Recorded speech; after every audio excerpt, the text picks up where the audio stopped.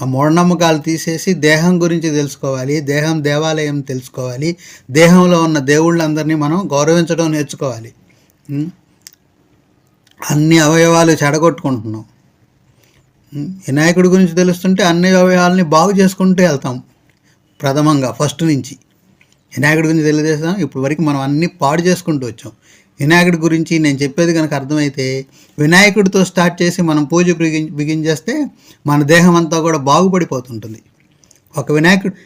ఒక వినాయకుడి గురించి తెలుసుకోగానే దేహం 50% బాగు చేసేస్తాం. మిగతా 50% నిదానంగా క్రమంగా బాగు చేసుకుంటాం.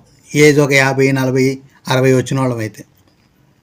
అదే పిల్లలకి తెలిసిందనుకో ఈ విషయం, ఒక 20 సంవత్సరాల లోపే వాళ్ళు బ్రహ్మాండంగా ఏ అనారోగ్యాల పాలవరు, కరెక్ట్గా ఎలా జీవించాలో తెలుసుకుంటారు, ఆరోగ్యాన్ని సమకూర్చుకుంటారు. ప్రకృతి